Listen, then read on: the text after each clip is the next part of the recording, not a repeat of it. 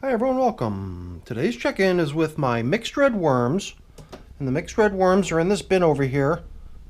It's not labeled mixed red worms. Here I specified red wigglers, European night crawlers, and Indian blue worms.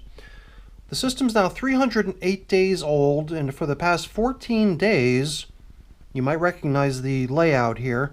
We set up a horizontal migration feeding zone on the far end over there, in the hopes that we might be able to start luring the worms out of their finished castings. And since we weren't here on day 300, let's also today, before I forget, recognize happy 300 days in service. That occurred 8 days ago, but we were not around to celebrate. Today, I'm not really planning on doing much more than just making sure that there's sufficient food to keep this migration process moving along. So I wanted to just reinforce whatever food we put in there last time. Possibly some more bedding, make sure the moisture's okay. And I also figured maybe just look through the finished castings, see how the depopulation of the material is progressing. So I'm going to get a glove on, get the system over onto the bench, and we're going to get to work. When we set up that feeding zone 14 days ago, we used some of this sort of stuff, some watermelon rind. There was some cantaloupe melon rind in there. There was some coffee. Today I bought down an abundant quantity of watermelon rind, and you know, for many check-ins now we've been talking about getting rid of this string. This is that string that you get at the bakery when they shut one of those white boxes that they put the cookies in or a cake into or whatever it is that you might have purchased at the bakery. And I don't know if all the string that you get at the bakery is like this, but since it had this sort of cottony soft feel to it, I assumed it would be material that the worms would be able to break down. But that stuff's been in the worm bin for like ages, never appearing to make any progress whatsoever, so we decided it was time for it to go. And you know, usually I'll use plastic to cover up the feeding zones to keep moisture locked in, but in this case we just had this piece of newspaper that had been our top covering for the system prior to migration, and we figured a piece of newspaper folded over numerous times would probably serve equally well as a vapor barrier to suppress excess moisture loss through evaporation. So let's see how it did. I mean, I could tell right away some of these other things, such as this coffee filter rested out on the surface to be our feeding zone indicator, was still quite damp, and I could feel a good bit of moisture down here too. So it does seem like the newspaper did a good job. But what doesn't seem to have done a very good job is our little divider. I mean, I could tell already just the way it was soaking in moisture into itself and getting discolored, kind of wicking up the moisture. I already suspected that it wasn't going to last. And it does seem like there's a good many worms hanging out right there at the perimeter. I figured, you know, it wouldn't take too much effort to just go ahead and grab another piece of cardboard to rest in there as a replacement partition. And man, there is a lot of worm activity right here on the edge. Kind of makes me feel weird pulling the worms back in the direction of where the castings are. But in a way, I just wanted to kind of retain that position. Oh, you know what? Maybe the divider is actually holding together better than it appeared originally. To me, it looked like it had already just been completely nibbled away right at the surface level. But as I peel back, I still see many, many worms hanging right here on the edge. Perhaps just finding it not possible to fit into the horizontal migration feeding zone. Perhaps it's just too crowded over there. I'm definitely curious to see what we see over there. So let's just size up this partition. I am starting to think that we might just be best off scrapping it, giving it a higher purpose, such as supplementary bedding down in the horizontal migration feeding zone, since it's not really going to serve the purpose that it was meant to anymore in this shape. The main purpose that I usually put one of these things in place for is, well, I guess just as a visual marker, just to show, hey, this is where the old environment ends, the finished castings material, and then on the other side of it is where the horizontal migration feeding zone picks up. So wow, there is a lot of worm action down in here, or at least that's my first impression. Very nice, very nice. It's good, always good to see a nice big turnout occurring in the horizontal migration feeding zone. And as far as leftovers go, I mean, I just saw a little piece of cantaloupe melon rind. Here's another piece of the stuff. So the worms have done a good job stripping all the delicious fruity matter off that stuff.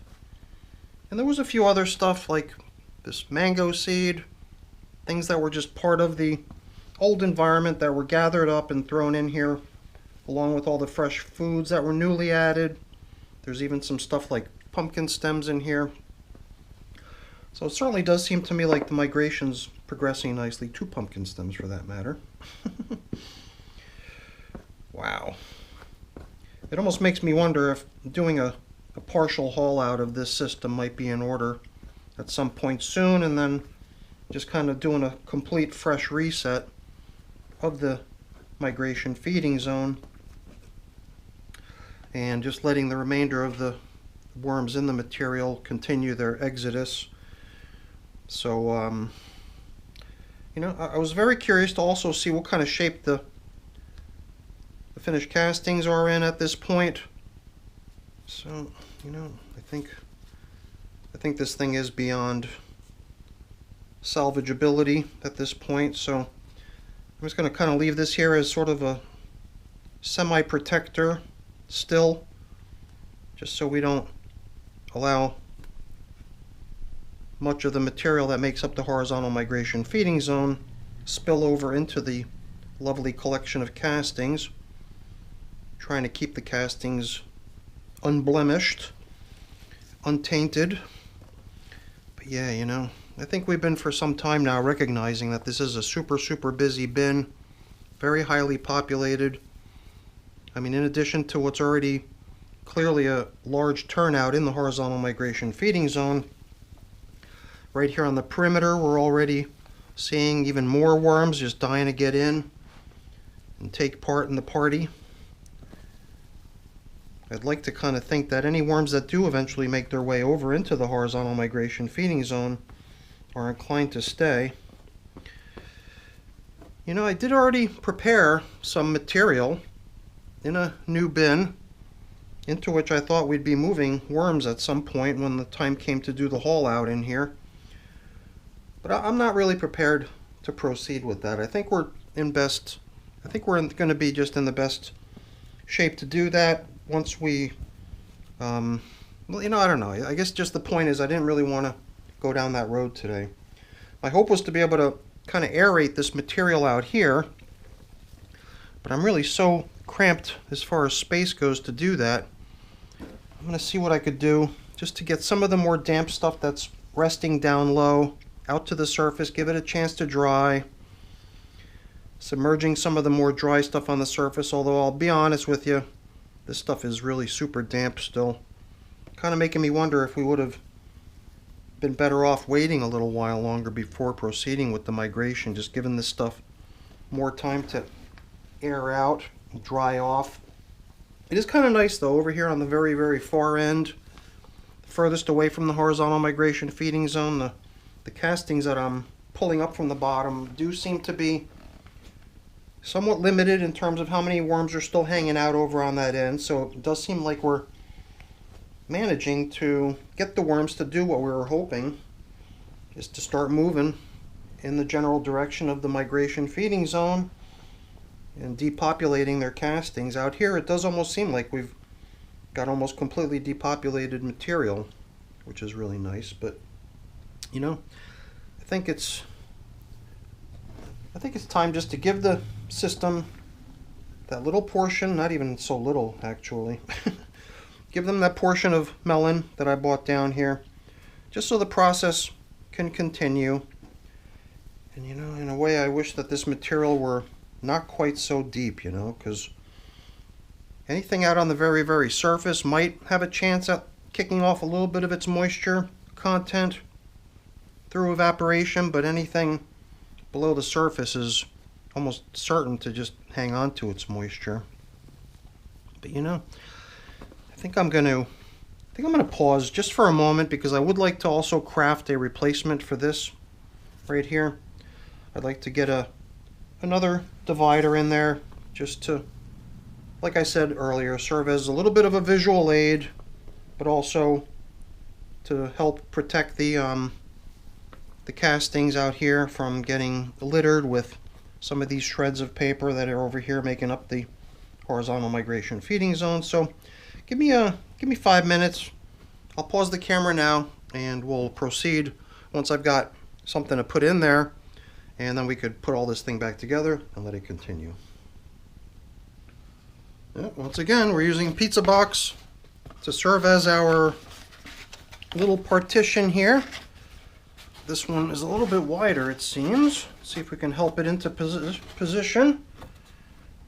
And, you know, in a way, I almost feel like I'd like to give the worms even more space in the horizontal migration feeding zone, but then I also feel like by doing that, I'd be robbing ourselves of the ability to make this stuff as deep, as shallow as possible. By making it super deep, it seems like it has no chance to emit any of its moisture to evaporation, so it's kind of a trade-off. I don't know. I do feel like perhaps at some point in the near future, we're probably going to want to do a partial haul out, get whatever worms have assembled here already out, launch off a new system with those little guys, and then continue with the freshly rebuilt horizontal migration feeding zone.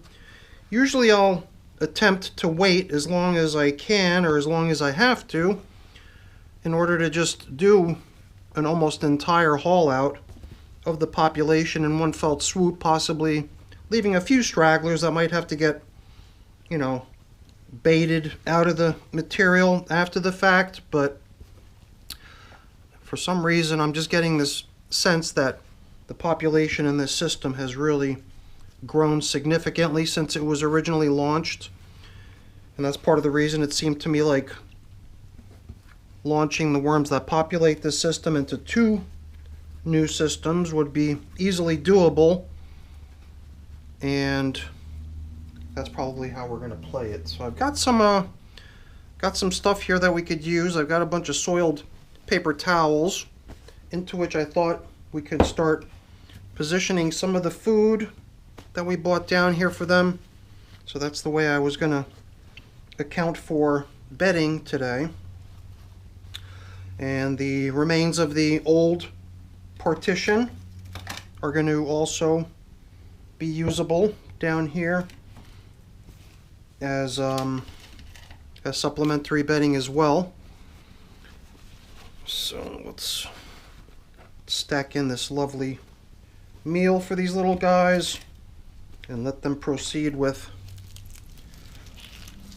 depopulating their finished castings. Now, I've even thought about possibly placing a fan over this system to, you know, blow air onto this material here, possibly promoting the drying of the stuff on the surface, and then maybe even coming in periodically to aerate and agitate this material to try to further help it dry. I almost feel like that might have been a beneficial thing to do down here, but I did not do that, so it is what it is. So now here's some more of that scrap leftovers of the old partition that we shoved aside. All good stuff. I have a tendency to always want to position the newest stuff furthest over that way, because it seems like, well, that's the bulk of the fresh food, so try to send as many of them over in that direction as possible, if possible. And why don't we leave it at that? The newspaper that we covered up with seems to be doing fine. I worried a little bit that perhaps it was going to dry out and allow for the horizontal migration feeding zone to become overly dry, but it didn't. In fact, I can even feel a little bit of moisture content on the paper. I mean, when we finished off 2 weeks ago, we soaked that paper, and that's the way we left it, but I doubt that that moisture is the moisture that I placed on it 2 weeks ago. It just seems to me like by being in contact with the moist materials around it, it's keeping everything kind of moist, and I can almost tell right away. As soon as I lifted this thing to bring it over to the bench, it was so heavy I could tell it was laden with excess moisture. So who knows? It does seem to me like a partial haul out would be one way to play it, and then come back for the remainder of the worms, perhaps launching off a second system at some later stage, because if we were to get all the worms that are assembled in the horizontal migration feeding zone out now, it almost seems to me like the worms remaining in the finished castings are almost an equal number. And there's just so many of them, it's insane. And you know, my glove was almost free of material adhering to it, and then I went and plowed my fingers down into the stuff.